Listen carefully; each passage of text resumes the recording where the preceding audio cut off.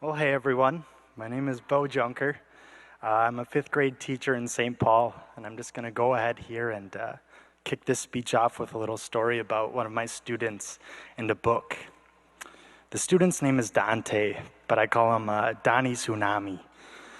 The nickname pays homage to one of the better Disney movies of all time, but it also lets you in a little bit on who Dante is as a student. If you were to graph out Dante's emotions every day on a piece of paper, it would look a lot like a wave, a pretty big wave. A lot of the time, Dante is way up here, and he's happy and all is going well. But sometimes we come crashing down. The book in this story is called The Giver. On the outside, this book is a little bit intimidating, and it's super long, it's crazy heavy, but it's also a little bit weird looking, a little bit creepy. So those fifth grade brains are pretty into it. Dante was not excited to read this book. It was May. He had been listening to me read aloud for the last 8 months, and he just didn't want to do it anymore. So for the next few weeks, I need to battle it out with Dante.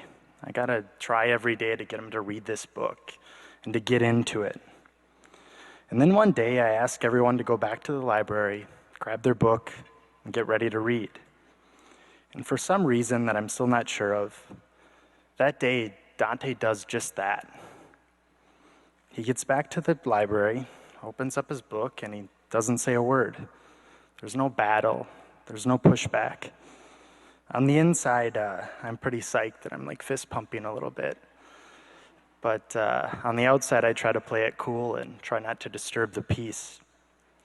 So we get reading, and this chapter revolves around one of the characters in the book doing something really horrible, something really awful, but they don't really realize it. They don't understand what they're doing. They act totally normal after they do it. So I asked the kids, why is the character acting that way?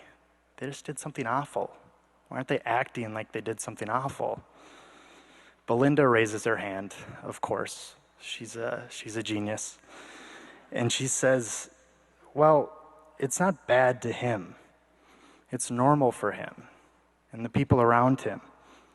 It doesn't really make it right, but it's all he's ever known. I'm a little bit blown away.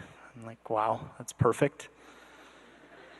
But then in the faintest, quietest voice, tucked away in the corner of my library, I hear someone say, like me.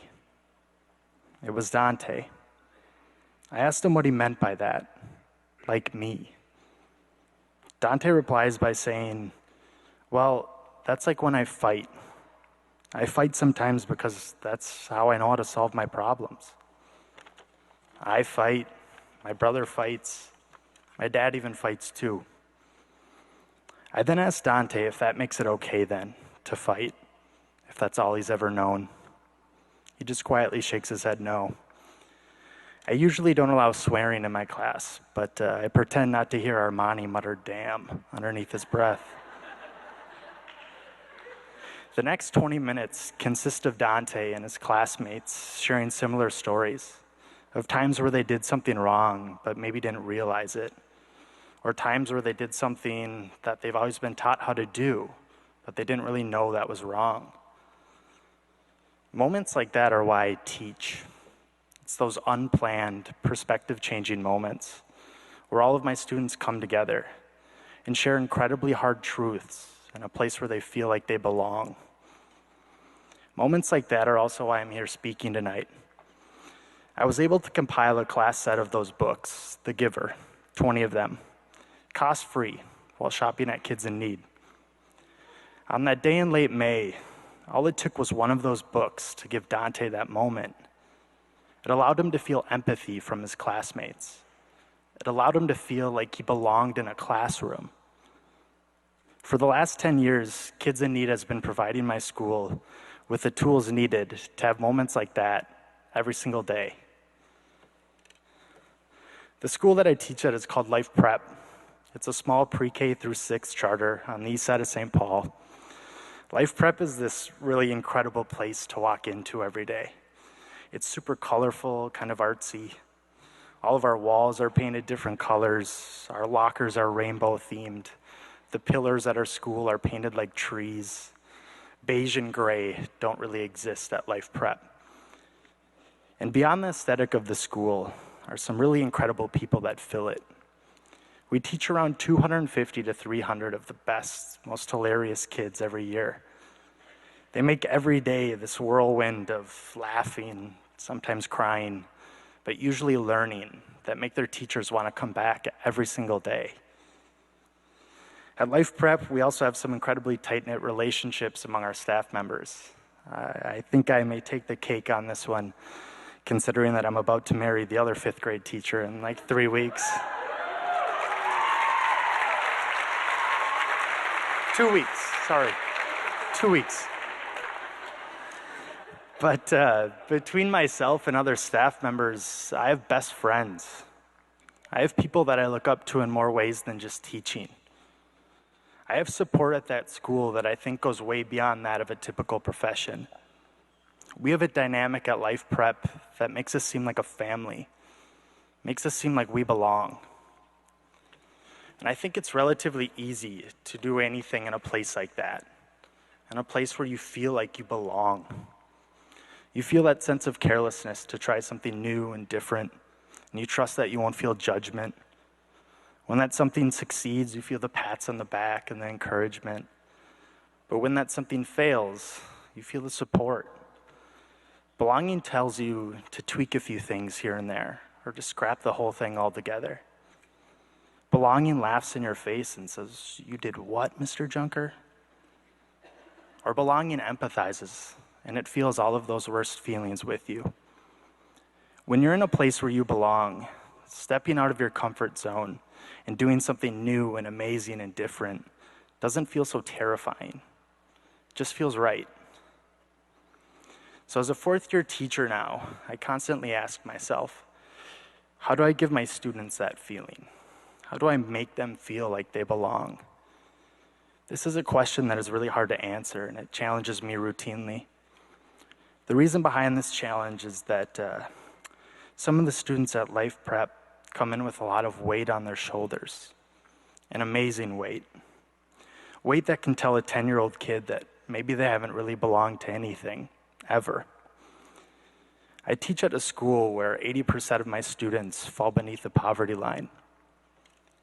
I teach at a school where I can expect at least 1 or 2 of the kids in my class to become homeless that year, where organized sports only exist at a rec center, where the clothes on their back are the same clothes that their brother or sister grew out of the year before. At home, cell phones are shared, finding the neighbor's Wi-Fi password is celebrated. And no, I can't come over, I have to watch my little brother again, are words that are said all too often. Many of the students I teach go home to a place that doesn't necessarily feel like home. They go home to a place that doesn't always tell them that they belong. So I have to give that to them. When they walk into that building every morning, I have to give that to them. But once again, I ask myself, how do I do it? Well, on some days with some kids, it's as easy as letting that hairline joke slide and giving them a little ha-ha. But on other days with other kids, it's tucking a new alarm clock in a backpack when nobody's looking, with a note on it that says, "You bring too much to my classroom to miss this many days. Get to that bus on time." On the harder days, belonging for some of our students is a few extra bag lunches sent home because you and little brother seem a little bit more hungry than usual. But every day, with every kid at my school, belonging starts with them hanging up their backpack in their locker, writing with their pencils in their notebooks, reading novels that belong to them. So when I break it all down, I think that belonging begins with having what you need when you need it. This is my 4th time at the gala, and the reason why I enjoy coming to this event isn't only because of those free, delicious cocktails or those crazy, amazing swag bags I'm waiting on. It's because Kids in Need gets it. They understand what my students need and they give that to them. Kids in Need allows my students to belong at school. They allow Kataya to organize her homework in a 3-ring binder that I shopped for last spring. Kids in Need doesn't let Samatar use the excuse, "I don't have a pencil," 48 billion times.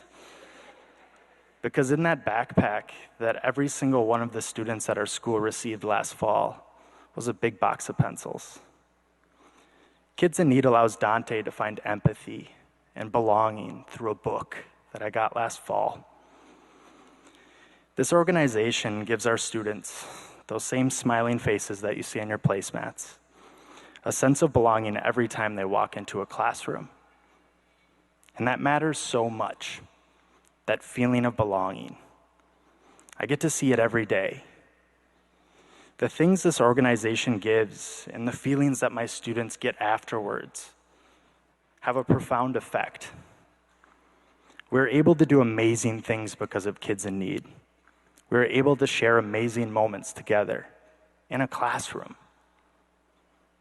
So Kids in Need, thank you so much for making such a gigantic difference in our students' lives and for giving them that gift of belonging.